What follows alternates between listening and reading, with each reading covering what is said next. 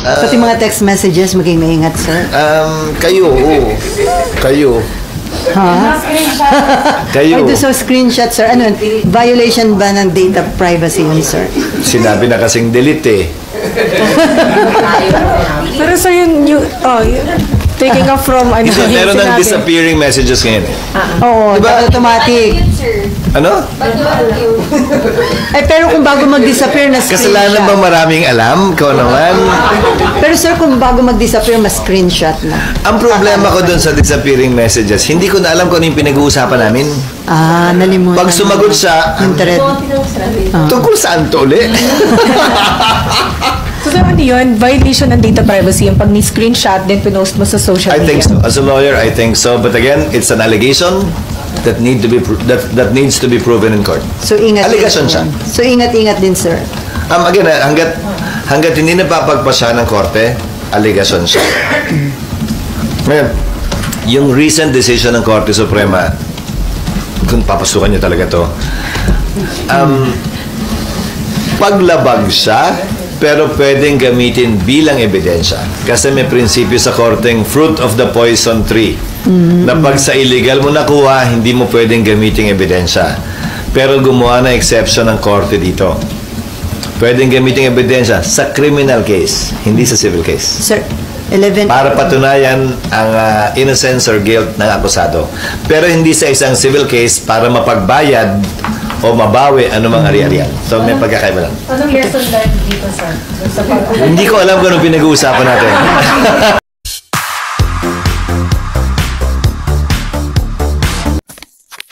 The screenshots.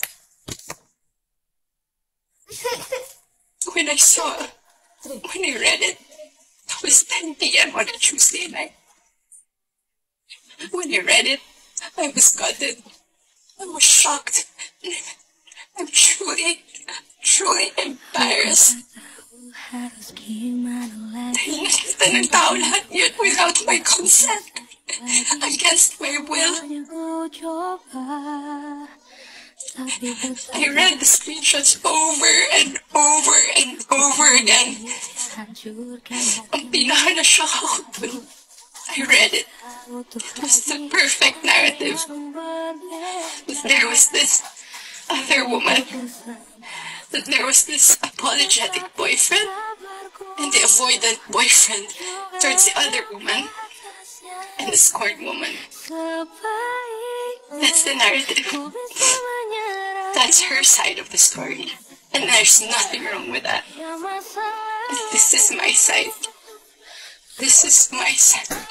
And upon reading those screenshots, doon ko na pagtagpi-tagpi lahat. Kaya pala hindi siya makapag-release ng statement.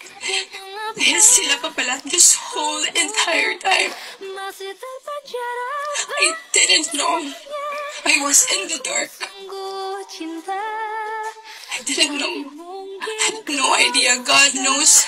Ilang beses ako nagtanong. Ilang beses ako nanghingi ng statement. Doon ko rin na-realize bakit ganun yung reactions ni Jam. Now, I get her. I get her pain. I get her wrath. I get her anger. Kaya pala ganun. She was clueless about everything. I was clueless about everything. We both believed kung anong mga nasabi sa akin. Maybe iba yung sinabi sa kanya. And I can attest that iba yung sinasabi sa akin. That's my side of the story. I have so many things to say.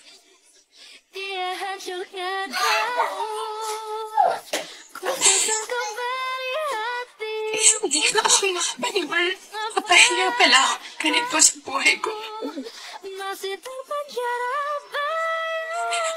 So to the public, I'm sorry that you got to see that very intimate side of me. Ganun talaga ako pag nag-igay ng pagmamahal. It was supposed to be private. It was supposed to be a private, intimate thing. Instead, I I'm sad na nakita yun ng tao. And yes, I don't want to play the victim here. Nagkamali din talaga ako. And I want to say sorry to those people I have hurt.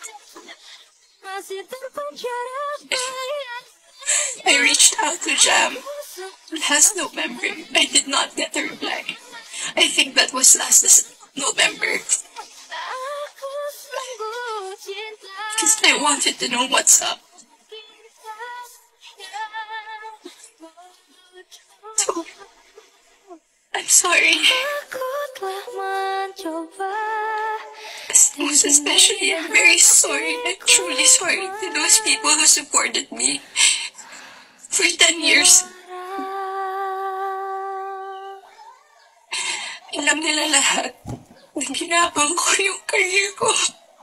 Mapunta lang sa kung saan ko gusto. Ginawa ko lahat. Pinaghirapan ko lahat sa tulong nila. Nagagawa ko yung mga gusto. I don't know where I'm gonna go. I don't know saan ako papunta. Yung dignidad ko, hindi ko na mahanap. Whenever I go out, whenever I walk, I feel like I'm a naked woman walking. Hindi ko alam yun ang gagawin ko. I'm so embarrassed. And I'm sorry that you get to see that.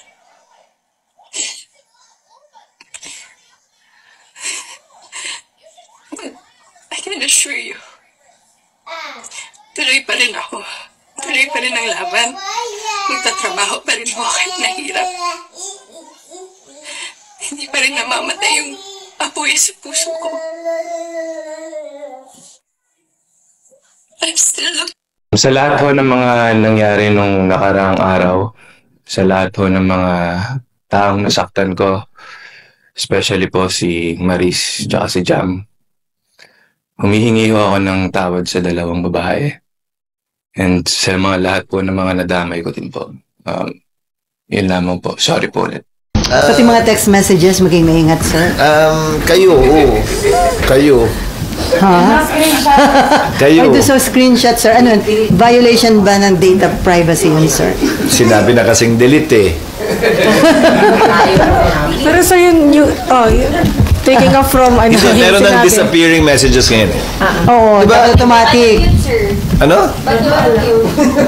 Ay, pero kung bago mag-disappear na Kasalanan ba maraming alam? Ikaw naman. Pero sir, kung bago mag-disappear, mas screenshot na. Ang problema ko dun sa disappearing messages, hindi ko na alam kung ano yung pinag-uusapan namin. Ah, nalimutan. Pag sumagot siya, Yung thread. tungkol saan to ulit? So sir, ano yun? Violation ng data privacy yung pag ni-screenshot then pinost mo sa social I media. think so. As a lawyer, I think so. But again, it's an allegation that needs to be proven in court. So, ingat. Allegation siya. So, ingat-ingat din, sir. Again, hanggat hindi napapagpasya ng korte, allegation siya.